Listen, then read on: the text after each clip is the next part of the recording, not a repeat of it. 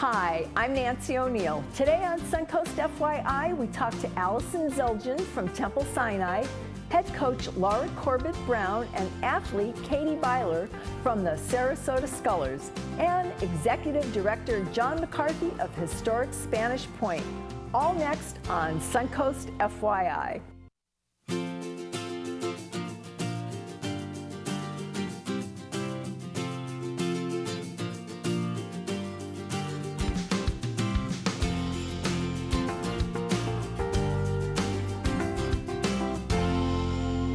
Our first guest joining us this week is Alyson Zildjia, here to talk about the upcoming Sarasota Jewish Food Festival at Temple Sinai.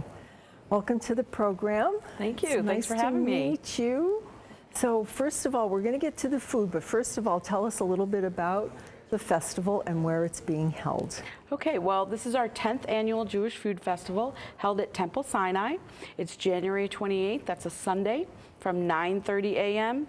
to 3 p.m. Okay, and it's rain or shine? Rain or shine, it's all mostly indoors. And we are located right off of Proctor Road in central Sarasota.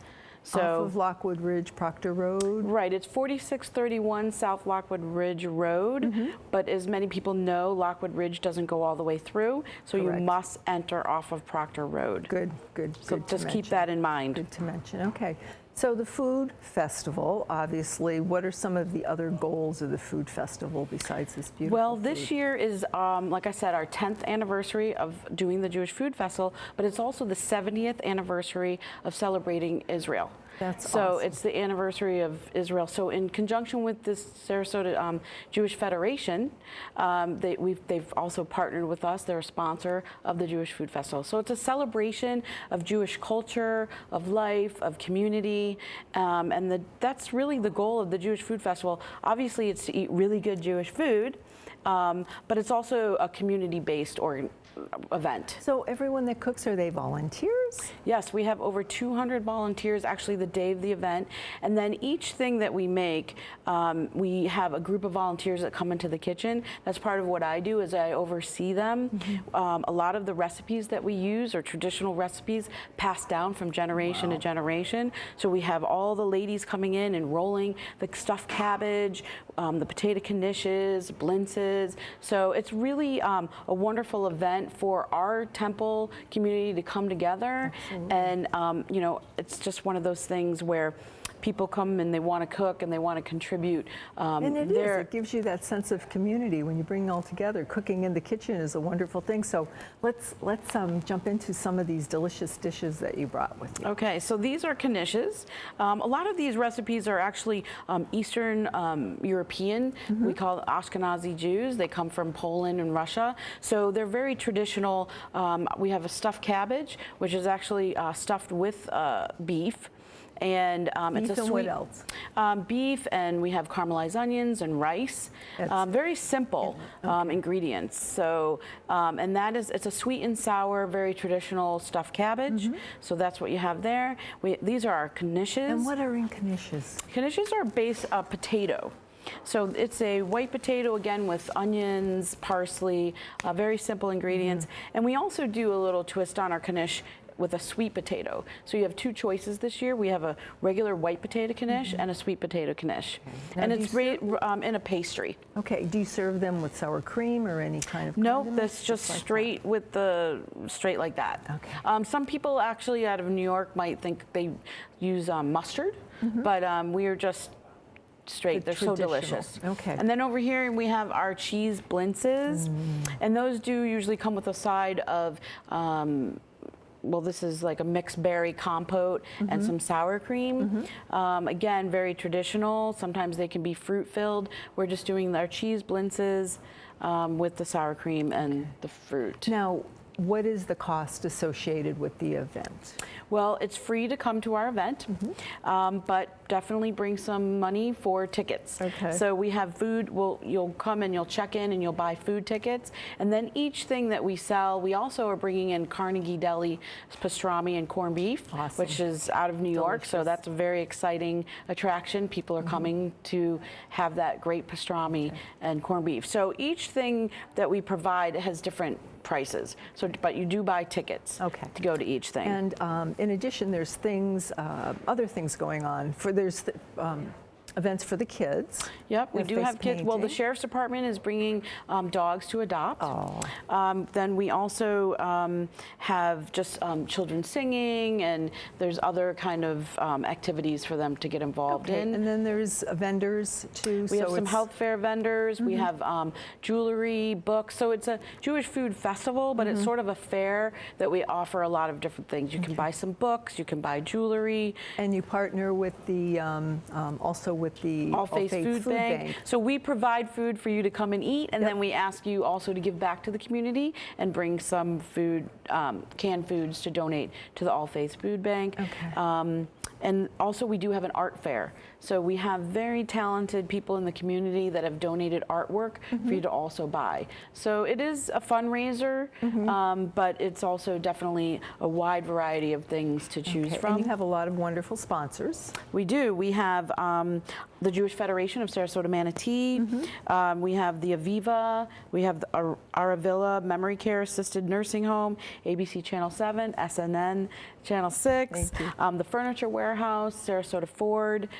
So it really, we have a lot of really wonderful people contributing. Okay, so one final question. Tell our viewers again where you're located and when the event is, please, Alyson. Okay, so it is at Temple Sinai, 4631 South Lockwood Ridge Road. Please remember to enter off of Proctor Road. Sunday, January 28th, and 9:30 a.m. to 3 p.m. Awesome. Wonderful. Thank you so much for being here. Thank you. We look forward to seeing all your viewers. I can't wait to sample some of this food. Great. Thank you. After the break, we talk with Sarasota Scullers.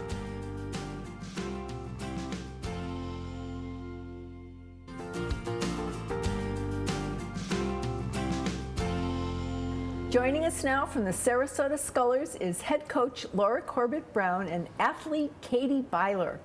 Hi, ladies. Hi. Hi. Thank you for being here and missing a little bit of school this morning. So we're going to start with you, Laura. Can you tell us a little bit about rowing and the history and why rowing? Sure. Absolutely. So Sarasota Scullers, we are the oldest rowing club in Sarasota, the original rowing club in Sarasota, and we were founded in 1991. There's two different types of rowing. There's something that's called sweeping, where each athlete has one oar, and then there's sculling, where each athlete has two oars. Even though our name suggests maybe we only scull, that's not true. We actually sweep, we scull. One thing we pride ourselves on is exposing our athletes to all the different disciplines of rowing. And the thing, why rowing? One thing that a lot of people, a lot of young women in particular, don't know about is the scholarship opportunities in rowing. Over the last 30 years, it's really ballooned, and the financial aid that is available. I mean, not just for women, for men as well. But due to Title IX, there's a lot of scholarship opportunities, and so rowing it's definitely something for athletic young women to consider getting involved in. Okay, well, now Katie, obviously you love rowing. Why is it so unique to you, and what do you love so much about Sarasota Scullers? So the first time I was on the water, it felt natural. I had done so many sports before that, and rowing just really clicked for me, and I think it could do that for a lot of girls and young boys too. And Sarasota Scullers is unique just because of how we treat each other like a family. Like, I don't show up to practice to work with my teammates. Those are my brothers and my sisters. And how long have you been sculling? This is my 6th year. Okay, so the sweeping, so it's kind of almost like if you were in a canoe, you go on either side. Except you're going backwards. Yeah, you're going backwards. You're going backwards, exactly. Wow, that takes a lot of different kind of coordination, kind of mind-body kind of coordination in there. And the lucky ones have a coxswain in their boat that does the steering for them, the little one that sits in the boat. All these things I'm learning. Okay. So what are some of the highlights that you had in 2017? So in 2017, we were pleased to qualify 4 boats for the national championship that took place in June. Very exciting. 25% of our athletes who could have qualified for nationals did. So we're really, really pleased with with that percentage. We had 132 personal records on the ergometer, the rowing machine. And last but certainly not least, in the fall, there is a huge regatta called Head of the Charles. It's the biggest regatta in the world. And we had 2 boats go. Both of them qualified an entry for next year, and one of them had a top 10 finish, which is absolutely astounding. Now, where is that held? So it's in Boston. It's in Boston every October. And who pays for that? I mean, do you raise money? Is it something that's? It's a combination. So we assess the athletes, the parents, but we do fundraisers throughout the year for these big regattas. We have some upcoming this year, and we're going to be taking the kids international for the first time in a while. Yeah, so Katie's going to tell us. So what are the goals for the Scullers coming up this year? So I think the ultimate goal for the spring, usually for us, is to get to nationals, and not just to get there, but to have more of our team come with us, and then to try to get into the A finals. So you finish in different final categories, and I've been lucky enough to go to nationals the past 3 years of my high school career, and so this year we're trying to get to the A finals. Congratulations. Thank you. That's quite an accomplishment. May I ask how young you are or old you are? I'm 17. 17. Yeah. So is there an age, speaking of that, is there like an age range that you work with? So it's funny that you asked. So Sarasota Scullers, we are originally a youth rowing program. So we started in middle school and go all the way through high school. We are expanding to masters though as well. I row under the Scullers flag with my double partner named Karen, and so we're trying to get more adults involved with Sarasota Scullers, and that is one thing that makes it unique, is that it's a lifelong sport. It's something that someone can start when they're in middle school and they can row all the way until they're 80 years old. Awesome. Now, how can interested athletes get involved with your program?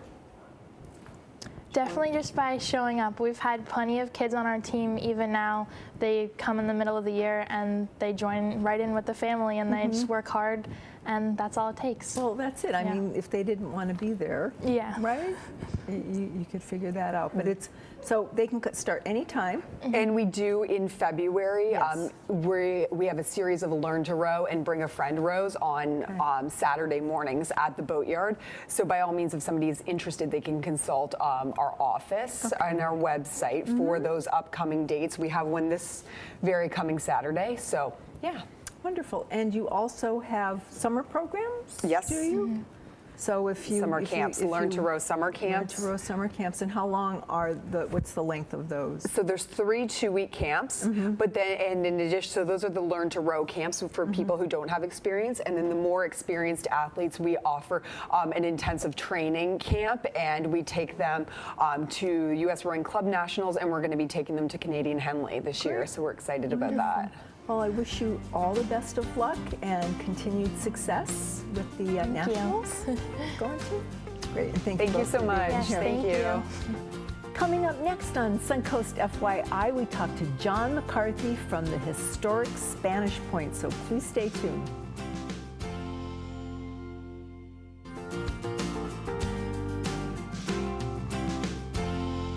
Our last guest this week is Executive Director John McCarthy from the historic Spanish Point in Osprey. Nice to see you again. Great to see you, Nancy. I had such a wonderful time visiting historic Spanish Point a couple weeks ago, so I'm glad you're here and you get to tell all our viewers about it. Well, I'm glad to be here. Well, good. I'm glad. Let's start with a little bit of history, because it's been around for thousands of years, but how long has it been open to the public? That's right. We've been open to the public for a little over 35 years now. And whereas the site has been attracting people for almost 5,000 years. And of course, you know, we've got the Native American Indian mounds, we've got the pioneer homes, we've got all sorts of things to explore and learn from. And I think it's one of the most amazing places in Sarasota County. And so kind of not on the radar to a lot of people. You drive by it and you can't imagine what's behind it. So, I mean, that's what really impressed me when I went. So could you get into a little bit more detail of what people can see when they go? So it's 30 acres on Little Sarasota Bay, and most people don't realize that the property goes all the way from US 41 out to the bay. And so those 30 acres are very precious because of both the prehistoric remains that are there, as well as the gardens of Mrs. Potter Palmer, who came from Chicago in 1910 and developed these wonderful gardens. And then also the native habitat that's there. An amazing array of plants grow there. We're one of the most, biologically diverse places around because of the types of things that grow up on the Indian mound. So you've got high ground directly adjacent to the bay, which sets up a very interesting habitat, if you will. And so people come, and oftentimes they'll come for a wedding or another event, and they'll say, oh, they had no idea that this is what the place was all about. And so we hear that almost every day.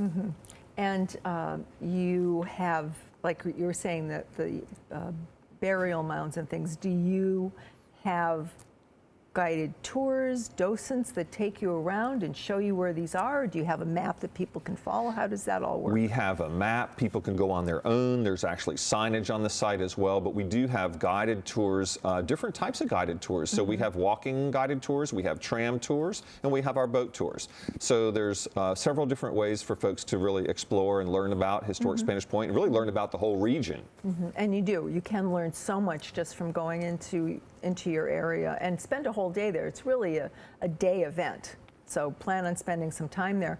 I know you mentioned you have an event coming up. Can you tell us about the Ferry Festival? Sure. The Ferry House Festival is something that's been going on for a couple of years now at Historic Spanish Point. It's one of our most popular events. It's really for the young ladies and the young woodsmen. They dress up as fairies and woodsmen and come out with their parents and enjoy all type of ferry activities. But the Ferry House Festival is about them building a ferry house out of pieces of wood and sticks and stones and moss and all sorts of things, and then they bring those and enter them into a competition not unlike like a sand sculpture contest, except they build them in advance.